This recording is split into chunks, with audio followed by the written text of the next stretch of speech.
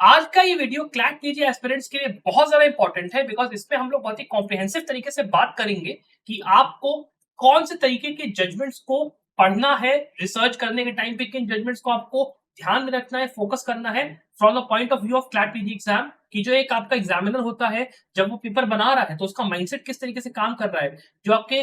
Paper के अंदर आते हैं केसेस उठ के वो किस तरीके से वो सिलेक्ट करते हैं, ये पूरी प्रोसेस हम लोग समझेंगे। मैं ये बताऊंगा कि आपको किन किन टाइप के केसेस में ज्यादा ध्यान देना है, किन में आपको कम ध्यान देना है, कैसे उनको पढ़ना है, नंबर ऑफ केसेस कितने होंगे, ये सारी डिटेल काफी अच्छे से एग्जाम्पल बाय एग्जाम्पल हम लोग समझेंगे। तो प्लीज इस वीडियो को सेव जरूर करिए, ये आपको बहुत बार आगे रेफरेंस में काम आएगी। और साथ ही में संभल के चैनल को सब्सक्राइब भी जरूर करिएगा।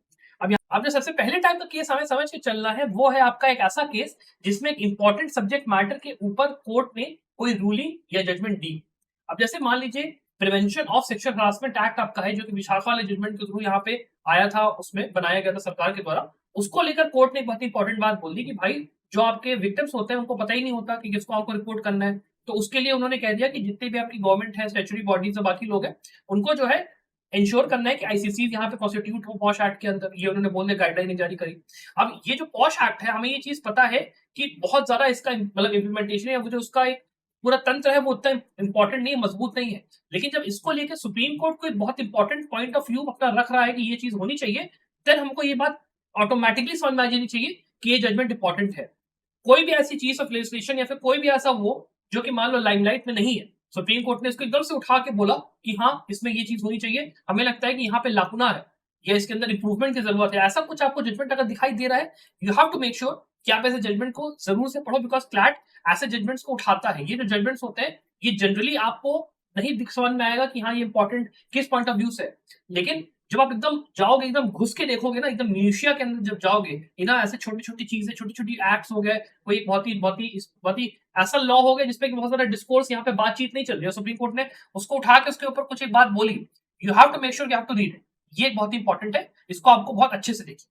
फिर जो दूसरे टाइप ऑफ जजमेंट्स होता है उसके अंदर आपको क्या करना है कि अगर मान लो कि नई जूरिस्प्रूडेंस या कोई लॉ या फिर कोई इंप्रूवमेंट होता है या पोजीशन ऑफ लॉ चेंज अगर हो रही है, then you have to make sure that you read it. अब जैसे state of Uttarakhand versus Umesh Kumar Sharma, ये आपका 2023 का जजमेंट है, जिसके अंदर सुप्रीम कोर्ट ने बस इतना बोला कि भाई देखो जो हाई कोर्ट होती है वो जब एक बार अपना जो केस होता है उसके अंदर वो एफआईआर को या केस को क्वाश कर देती है, तो जो पुलिस है वो अपना जो क्लोजर रिपोर्ट होती है वो उसको ऑटोमेटिकली कैसे फाइल कर सकती है, ये चीज के ऊपर उन्होंने उसको बोला ये हम लोगों को नहीं करना है। वो लोग बेसिकली इस चीज को लेके अलार्म थे, चिंतित थे, इसीलिए उन्होंने एक नई पोजीशन ऑफ लॉ को चेंज करा। पहले कुछ और होता था, अब कुछ और हो रहा है। देन आपको ये चीज का ध्यान रखना है कि अगर मेरे को दिखाई पड़ रहा है कि हाँ देर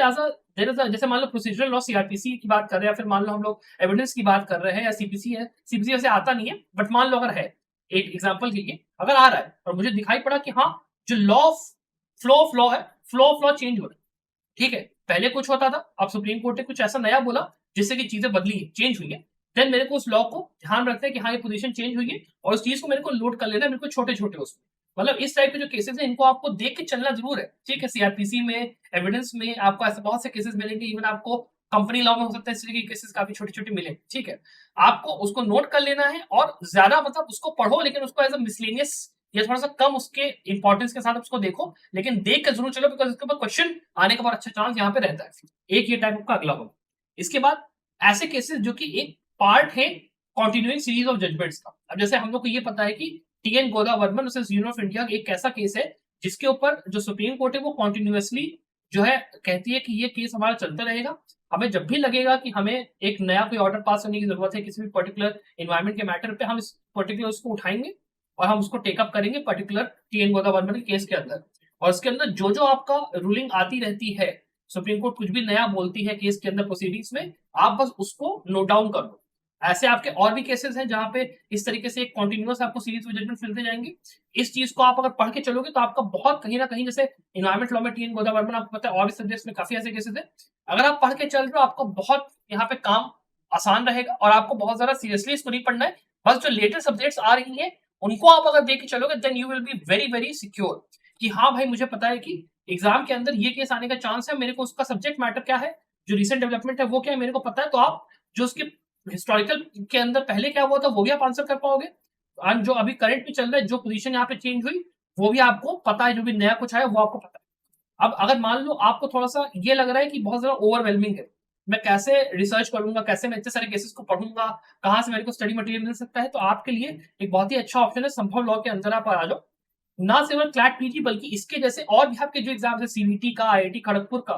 आपका इसके अलावा एलेट का एग्ज़ाम जो अभी एनएलयू दिल्ली का होगा, सारे एग्ज़ाम्स की प्रिपरेशन हम लोग एक कोर्स के अंदर करवाते हैं, जहाँ पे आपको सबके मॉक पेपर सारे एग्ज़ाम्स के, जिसके अंदर आपको डिटेल सॉल्यूशंस मिलते हैं। वीडियो लेक्चर सॉल्यूशंस भी हम लोग क्लैट पीजी एग्ज़ाम के देते हैं। साथ ही में क्लैट पीजी के अंदर जो आपका मॉक पेपर्स है, कॉम्प्रिहेंसिव मॉक पेपर्स, आपके रिसेंट केस लॉ 2019 से लेके 2024 तक के 25 तक के सारे केसेस कवर्ड आपको इस कोर्स के अंदर मिलेंगे 7899 में। आपको अगर एनरोल करना है आप डेफिनेटली करो, बल्कि मैं खुद वहां पे एज अ मेंटोर आपके साथ जुड़ता हूँ। आप मुझसे फोन करके बात कर सकते हो, सर मुझे कैसे प्रिपरेशन करनी है, क्या होती है। स्पेसिफिकली डाउट सॉल्विंग नहीं होती है, लेकिन बाकी उसमें हम लोग आपकी हेल्प पूरी पूरी करते हैं। अलॉन्ग विद दैट, अगर मान लो आपको सीवीटी की तैयारी करनी है तो आप हमारा ये वाला कोर्स ज्वाइन कर सकते हो, 4999 में आपका रहेगा। और इस कोर्स की जो आपका ये प्राइस है, ये 5 मई तक आपका ये प्राइस स्टूडेंट्स वैलिड रहेगा, तो जरूर उसके पहले ज्वाइन करिएगा। Apart from that, CLAT PG के लिए आप 5499 में सबसे बढ़िया जो कोर्स है ये आप ज्वाइन करिए। इसके अंदर आपका कॉम्प्रिहेंसिव स्टडी मटेरियल जिसमें आपको बताया वो रहेगा, केवल क्लैट पीजी का ये कोर्स है आपका। आप हमारा रिजल्ट जो है वो भी आप देख सकते हो। साथ ही में अगर आपको मान लो केस लॉज जो आपका मैं इस वीडियो के अंदर आपको एक्सप्लेन कर रहा हूँ, वो सारा का सारा केस लॉज जो है उसका मटेरियल, और उसके साथ में आपके मॉक टेस्ट सीरीज कॉम्प्रिहेंसिव पूरी चाहिए, तो आप केवल 4000 रुपीज में इसको भी ज्वाइन यहाँ पे कर सकते हो। तो आपके पास दोनों ऑप्शन है। वैसे मैं आपको कहूंगा कि आप वीडियो लेक्चर वाला कोर्स ज्वाइन करिए, बिकॉज अगर मान लो आपका फाउंडेशन आप पढ़ रहे हो और आपको रिवाइज करना है, तो वो कोर्स आपके बहुत काम आएगा। बट आपको अगर इसमें भी एनरोल करना है, आप डेफिनेटली उसको चेकआउट कर सकते हो। तो अगर आपको एनरोल करना स्टूडेंट्स, तो 5 मई तक यहाँ पे सेल चल रही है इन कोर्सेज के ऊपर। डेफिनेटली कोशिश करिएगा अप्लाई करके अपना उसमें एनरोल करके अपना पढ़ने के लिए, मेरे साथ जुड़कर इस एग्जाम को आप क्रैक करने का वो करिए। अब इसके बाद हम लोग आते हैं चौथे टाइप ऑफ जजमेंट के ऊपर। एक ऐसा जजमेंट जिसमें कि कोई एक डायरेक्शन या सजेशन या गाइडलाइंस अगर कोर्ट देती है, तो हमें उसको पढ़ के चलता है। जैसे Rajesh Sharma versus state of UP, यहाँ पे इन्होंने जो है मिसयूज जो होता है 498A का, उसको लेके इन्होंने गाइडलाइंस दिया। फिर जैसे इंदिरा जयसिंह का केस है यहाँ पे सुप्रीम कोर्ट ऑफ इंडिया का, यहाँ पे सीनियर डिजिग्नेशन जो दिया जाता है, ठीक है, एडवोकेट्स को सबको, उसको लेके इन्होंने गाइडलाइंस दे दिया। फिर state of Kerala versus Rashid case में जो आपके ऐसे फैक्टर्स होते हैं कि 231 और सीआरपीसी के अंदर जो एक गाइडलाइंस होती है कि जो आपका क्रिमिनल ट्रायल होता है उसको किस तरीके से कंडक्ट करना है, क्या करना है, उसको लेके इन्होंने गाइडलाइंस दिया। फिर लोक प्रहरी का केस है,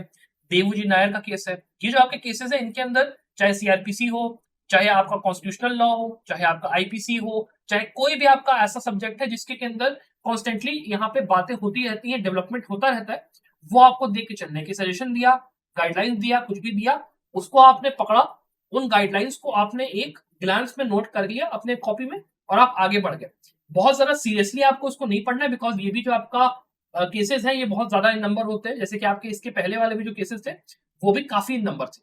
ये भी बहुत ज्यादा होंगे। तो आपको इसको ब्रीफ में करके चलना है। आप जाइए एससीसी ऑनलाइन या लाइव लॉ से आप इन केसेस को पढ़िए और ब्रीफ में पढ़ के उसको खत्म करें, ठीक है, दैट इज वेरी इंपॉर्टेंट। और देखिएगा कि जो आप केसेस पढ़ रहे हो, आप कोशिश करिए कि 2017-18 से वैसे आपको पढ़ना शुरू कर देना है केसेस को, बिकॉज यहाँ पे क्लैट का कोई ऐसा स्पेसिफिक पैटर्न नहीं है कि वो किस साल के केसेस उठा के देंगे। लेकिन जो आपके रिसेंट में जो ज्यादातर केसेस आते हैं उन पे आप ज्यादा फोकस करिए। जो आपके पुराने वाले केसेस है, खास करके डायरेक्शंस के पॉइंट ऑफ व्यू से, गाइडलाइंस के पॉइंट ऑफ व्यू से, उनको आप थोड़ा पहले से उठाओगे तो ज्यादा सही रहेगा मेरे पॉइंट से। इसके हम लोग बात करते हैं इसके आगे। अगला जो ऐसा केस होता है जो कि आपका एक इंपॉर्टेंट क्वेश्चन ऑफ लॉ को डिसाइड या फिर जिसमें अगर रेज करा गया है, वो यहाँ पे कोर्ट उसके ऊपर ध्यान दे रही है। ये जो आपका टाइप ऑफ केस होता है, ये जनरली आपका एक लैंडमार्क केस होता है, कॉन्स्टिट्यूशनल बेंच का डिसीजन होता है। जैसे आपका कंतारो रजू का जजमेंट है, जिसमें के अंदर आपके जो आपका सबरीमाला इशू था उसको लार्जर बेंच को भेज दिया गया। फिर जनहित अभियान का जजमेंट है, जिसमें कि ईडब्ल्यूएस कोटा को लेके इन्होंने एकेडमिक क्राइटेरियन की बात करी कि 50% की सीलिंग का क्या है सिस्टम, उसका क्या है। फिर यहाँ पे जो आपका मिटिगेटिंग सर्कमस्टांसेस थे, जो यहाँ पे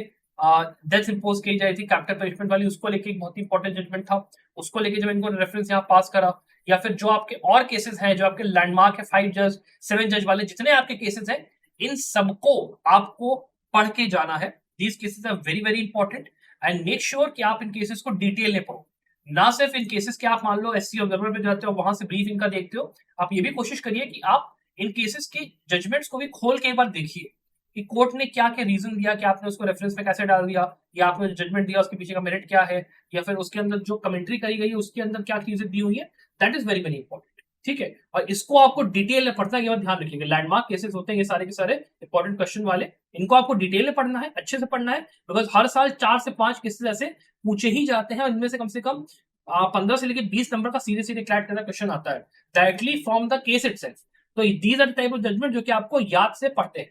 इसके बाद एक ऐसा कोई केस जिसके अंदर एक्सप्लेन करा गया है लॉ को किसी बहुत ही अच्छे डिटेल में, या फिर जो पोजीशन ऑफ लॉ है कि एक पर्टिकुलर, जैसे मान लीजिए इस केस के अंदर जैसे यहाँ पे कंस्टिट्यूशनल कॉन्ट्रैक्ट की बात हो रही है, तो यहाँ पे कोर्ट ने पूरा आराम से इसको समझाया कि जो इंटरप्ले होता है सेक्शन 55, 73, 74 के अंदर वो किस तरीके से वर्क करता है, बाकी सारी चीजें इन्होंने इसमें समझाई। तो ये जो पूरा एक आपका इंटरप्ले है, कैसे इन्होंने समझाया, क्या उसका मीनिंग है, वो आपको पढ़ के चलना है। अब इसके लिए क्या होता है कि ऐसे केसेस को ढूंढना या फाइंड आउट करना थोड़ा सा ट्रिकी होता है, बिकॉज जनरली ये आपकी नजरों के सामने से निकल जाएंगे, आपको दिखेगा नहीं। बिकॉज यहाँ पे जो एक उन्होंने पकड़ा, लॉ का एक पर्टिकुलर पॉइंट पकड़ा, उन्होंने उसको समझाना शुरू करा, तो होता क्या है कि लैंग्वेज बहुत ज्यादा कॉम्प्लिकेटेड हो जाती है। कभी कभी वो लोग जाएंगे बैंक्रप्सी के अंदर वो चीज एक्सप्लेन कर देंगे, कभी गए उन्होंने उठा के कंपनी लॉ के अंदर वो चीज एक्सप्लेन कर दी, कभी उन्होंने आईपीआर के अंदर कोई चीज एक्सप्लेन कर दी। तो आपको उस चीज को जब आपको मिले, जब आप उसको देखो, तो आपको बहुत सारा टेक्निकल लगेगा पढ़ने में, देखने में, but you have to make sure कि आप उस चीज को अंडरस्टैंड जरूर करो। और उसके अंदर जब क्वेश्चंस आपके आएंगे ना, तो they will go in very very deep, और आपसे पूछेंगे कि भाई what is the meaning of this and what is the meaning of that, और आपको बड़े बड़े पैराग्राफ देके कंफ्यूज करने की कोशिश की जाएगी, आपके साथ वर्ड प्ले वाले क्वेश्चंस पूछे जाएंगे। तो इसीलिए when you are reading these type of cases, just make sure that you read it in great detail, great depth, तभी आपका देखिए स्टूडेंट्स काम चलेगा। That is very important to understand. उसके बाद एक जो फाइनल आपका टाइप ऑफ केस होता है, जो कि जनरली यहाँ पे क्लैट पूछता है, आर द केसेस जिसको कि सुप्रीम कोर्ट क्या जब जजमेंट देता है तो उसको मीडिया में बहुत तगड़ी कवरेज मिल जाती है, बिकॉज उसके अंदर कोई ऐसा कॉन्ट्रोवर्शियल बात होती है या चीज होती है, उसके अंदर कोई ऐसा एंगल होता है, चाहे उसमें रिलीजियस एंगल हो, चाहे उसमें पॉलिटिकल एंगल हो, कुछ भी हो, वो यहाँ पे इन्वॉल्व होता है, जिस वजह से मीडिया में छाया हुआ है, और वो आपका क्लैट मैंने का अच्छा चाहता है। जैसे मान लीजिए गौतम नवलखा का केस है, this was one of those cases जो कि एकदम न्यूज हाइप बन गई थी उसकी साइड में, जब ही वाज अरेस्ट किया गया, फिर उनको बेल डिनाई हुआ, फिर क्या हुआ नहीं हुआ, it was a very very big case. जैसे one versus state of Maharashtra का केस है, जैसे आपका अर्नब गोस्वामी वाला केस है, उसको अगर आप देखोगे कि जितने आपके बड़े बड़े, जैसे ईलघर पार्षद वाला केस आपका था जो आपको याद होगा, बहुत उसमें वो हुआ था। तो उस तरीके के जो केसेस ना, जो आपको दिखता है कि यार बहुत ज्यादा लाइमलाइट पे, जैसे मान लीजिए एक आपका केस था स्टेट ऑफ राजस्थान से स्टेट ऑफ मेघालय वाले, जिसमें कि लॉटरी वाली उसकी बात करेगी कि लॉटरी कैसे सिस्टम कैसे वर्क करेगा स्टेट, और उसका पूरा इंटरप्ले था। उसके अंदर बहुत सारा न्यूज में कवरेज था कि यार this is how it is going and this and that पूरा। इस टाइप के जो हाई प्रोफाइल केसेस होते हैं, जो ब्रेकिंग न्यूज होते हैं, इस टाइप के केसेस को भी आप जरूर देख के चलिए, तभी आप ये कह सकते हो कि हाँ मैंने यहाँ जो पढ़ाई करी है उसमें मैंने हर तरीके से जो केसेस का एंगल होता है ना, उसको मैंने पकड़ के चला।